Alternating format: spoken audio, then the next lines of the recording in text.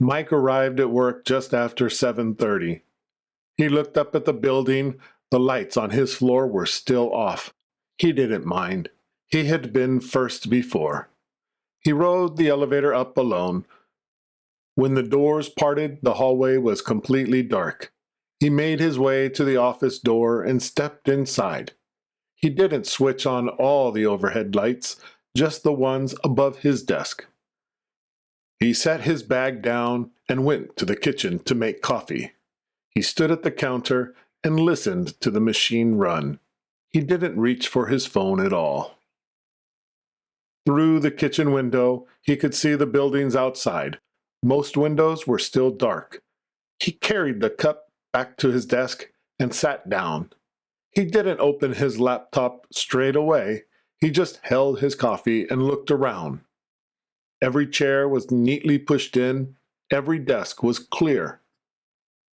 The office looked orderly, unlike when the day was underway. Without the people, it seemed larger, quieter, and more settled. During the day, there was always noise, conversations, phones, keyboards, a steady shuffle of movement. But now, there was only the low hum of the computer servers.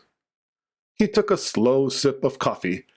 Outside, the sky was still pale and gray. Along the roof lines of the buildings, it was beginning to change. He wasn't thinking about his schedule or his inbox. He liked being first. He liked this stretch of time. He could catch his breath before the day began. After about 20 minutes, he heard the elevator open at the far end of the hall. Footsteps. A bag set down on a desk. A chair rolling back. Then a voice somewhere across the room. "Good morning." A minute or two later, another person arrived. The sounds returned, gradually at first, then all at once. Mike finished the last of his coffee. He turned to face the screen. He opened his email. The day had begun in earnest. The quiet hour was over.